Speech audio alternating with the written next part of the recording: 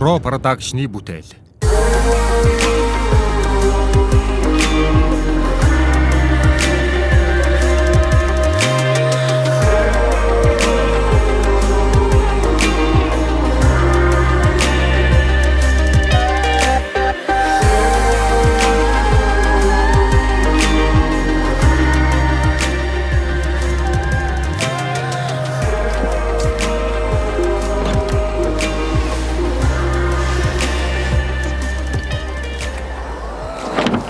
За өнөөдөр бол маш гоё өдөр байна.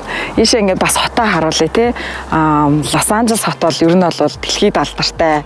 Одоо цаг агарын хувьд амьдрах таатай нөхцөлийн хувьд бас айгүй гоё хот байгаа. Тэгээ ийшээ гоё. Өнөөдөр бол ялангуяа маш гоё өдөр байна.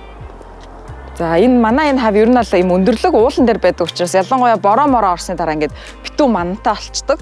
Одоо өнөөдөр бол бас тийшээ гоё манантай байна. За тийшээ даунтаун харагдаж байна. Одоо хотын төв тийшээ сайн харагдаж байна уугүй тэр би болохоор одоо манай 10 байшин гэж нэрлэдэг.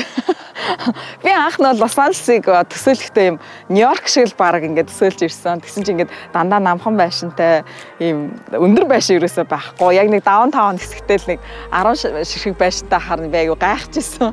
Тэгээ тийм болохоор манай 10 байшин бол одоо яг тэнд харагдаж байна. Тэгээ ер нь бол Лос Анжелес өөрөө хот нь өөрөө юм дандаа юм намхан байшинтай өндөр байшин ерөөсөө ганцхан тэр хавьд байгаа. Тэрүүгээрээ бас их онцлог хот байд юм бэлээ. Тэгээд анх бид нар чинь кинон дээр ерөнхийдөө нэг киногоор л Америкийг айгу төсөөлдөг шүү дээ. Тэгээд бид нар миний төсөөл ялангуяа одоо гэртээ ганцаараарс ч юм уу ер нь бол Нью-Йоркоор айгу их Америкийг төсөөлдөг байсан юм бэлээ. Тэгээд Нью-Йорк, Лос Анжелес хоёр бол газар тэнгэр шиг өөр.